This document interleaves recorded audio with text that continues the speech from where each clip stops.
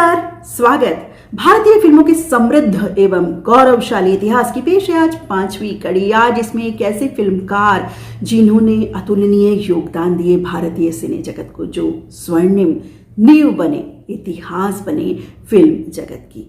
इन फिल्मकार के नाम से एक दिग्गज पुरस्कार भी है और जो इस पुरस्कार को पाता है वो धन्य हो जाता है।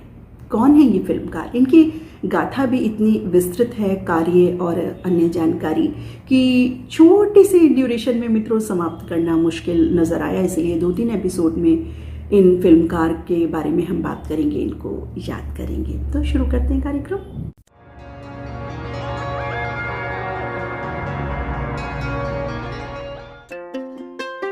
भारतीय फिल्म सिनेमा के पितामह धुंडीराज गोविंद फाल्के, जी हाँ, दादा साहेब फाल्के, भारतीय फिल्म इतिहास का एक सुनहरा नाम, एक पूर्ण रूपेण फिल्मकार जिन्होंने पटकथा लेखन, निर्माण, निर्देशन, कैमरा आदि विभिन्न क्षेत्रों में अपना अमूल्य योगदान दिया।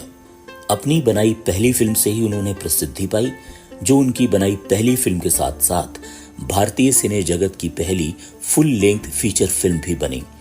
जी हाँ, मैं बात कर रहा हूँ 1913 में प्रदर्शित फिल्म राजा हरिश्चंद्र की। 1912 से लेकर 1944 तक फिल्मों में सक्रिय योगदान रहा दादा साहेब फाल्के का। संस्कृत विद्वान के बेटे फाल्के का सफर धार्मिक अनुष्ठानों को सीखने और उन्हें करने की शुरुआत से लेकर एक महान फिल्मकार और फिल्मों में स्वर्णिम इतिहास रचने का सफर बेहद उतार चढ़ाव भरा रहा। पग पग पर आशा, निराशा, सफलता, असफलता का सफर रहा।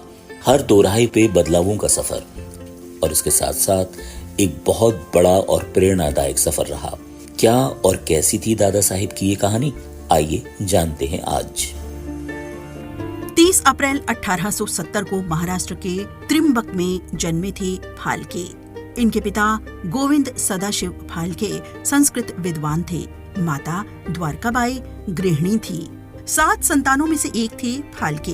पिता ने इन्हें अपनी ही भांति संस्कृत विद्वान बनाने के वास्ते फाल्के को शिक्षा दीक्षा दी, धार्मिक अनुष्ठानों को करना सिखाया।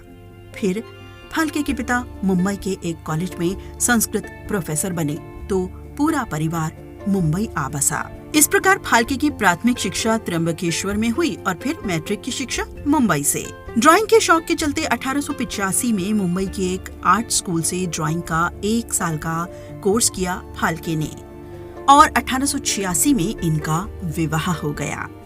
और फिर इन्होंने 1890 में ऑयल पेंटिंग और वाटर कलर पेंटिंग का पूरा कोर्स किया। आर्किटेक्चर और मॉडलिंग के क्षेत्र में भी रुझान बना, दक्षता भी हासिल की। और बस यही वो समय रहा था जब फाल्के ने एक कैमरा खरीदा और कैमरे से फोटो क्लिक्स के अनुभव को आरंभ किया।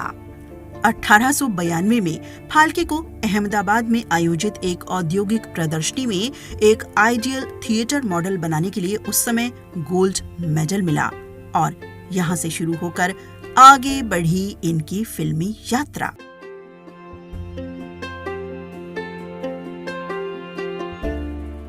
इनके एक प्रशंसक ने इन्हें एक महंगा कैमरा उपहार स्वरूप दिया। 1891 में फाल्के ने 6 महीने का एक कोर्स किया था जिसमें विशेष टेक्निक्स इन्होंने सीखी, कैमरे से जुड़ी और इनके कार्य लगन से प्रभावित हो इस कला भवन के प्रिंसिपल साहब ने फाल्के को रतलाम भेजा एक्सपर्ट बाबूलाल वरुलकर के पास और भी आगे की टेक्निक्स सीखने के लिए। और 1893 में प्रिंसिपल महोदय गज्जर जी ने इनके कला प्रेम और लगन से प्रभावित हो अपने कला भवन में ही स्टूडियो और लैब यूज करने के लिए इन्हें अनुमति दे दी। फिर फाल्के बड़ौदा चले आए और फिर से फोटोग्राफी का कार्य आरंभ किया।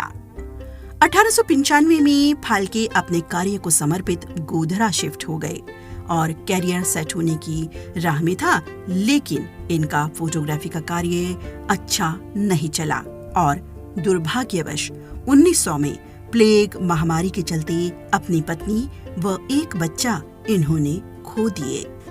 फिर फाल्के बड़ौदा लौट आए और फिर से फोटोग्राफी कार्य को आरंभ किया। उस समय एक मिथक भी रहा, वो ये कि कैमरा शरीर की ऊर्जा को नष्ट करता है जिससे व्यक्ति की मृत्यु तक हो जाती है। इसी कारण लोग फोटो खिंचवाने में हिचकिचाते थे।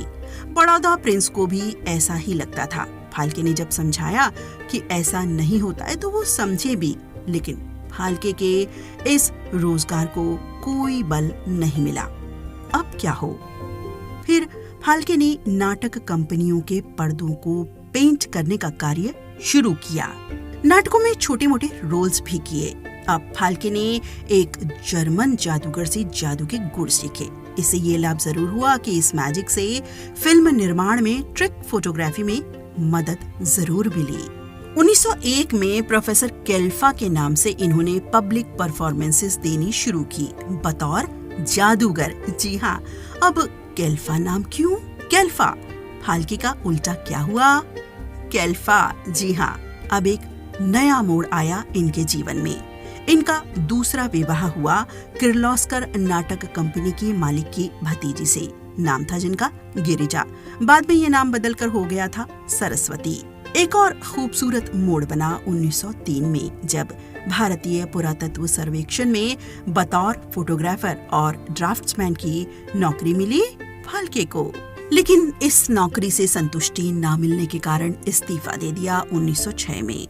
फिर लोनावाला में अपने नाम से एक प्रिंटिंग प्रेस शुरू की, जिसमें एक साथी आरजी भंडारकर भी इनके साथ में थे।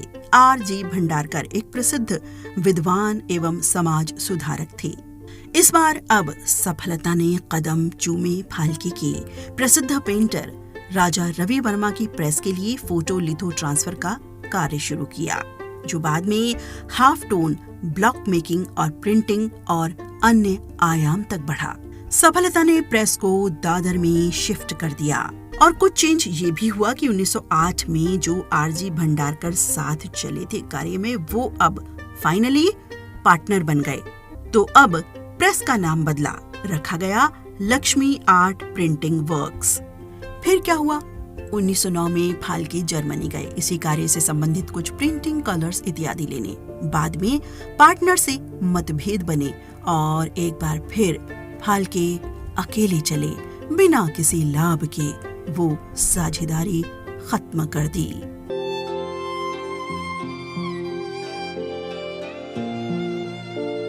अब शुरू हुआ फिल्म निर्माण का संघर्ष भरा सफर। प्रिंटिंग प्रेस छोड़ने के बाद फाल्के को बहुत ऑफर मिल रहे थे प्रिंटिंग प्रेस के लिए ही, लेकिन अब इनका मन बदल चुका था। नहीं स्वीकारे कोई भी ऑफर।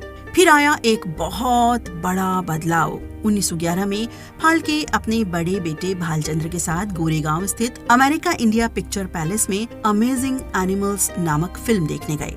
स्क्रीन पर जानवरों को देख हैरान भालचंद्र ने घर जाकर अपनी माता को ये दृश्य, ये फिल्म बताई। परिवार के किसी भी सदस्य को इस फिल्म पर विश्वास न हुआ, तो फाल्के अगले दिन परिवार को ये फिल्म दिखाने ले गए। चूँकि वो दिन ईस्टर का दिन रहा था, अतः इस फिल्म की बजाय वहाँ फ्रांसीसी निर्देशक एलिस गाय ब्लाची द्वारा जीसस पर बनी एक फिल्म दिखाई गई। और बस फाल्के के मन मस्तिष्क में स्क्रीन पर यीशु को देखते ही हिंदू देवी देवताओं के चित्र उभरने लगे।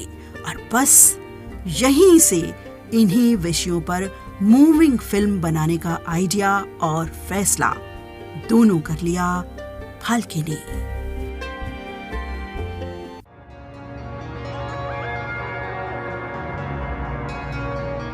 तो साथियों, देखा आपने दादा साहेब फाल्के, इनकी फिल्मी यात्रा की शुरुआत कैसे हुई। आगे भी बात करेंगे, याद करेंगे इन्हीं को। बने रहिएगा मेरे साथ। अगले कार्यक्रम तक के लिए अनुमति दीजिए। नमस्कार।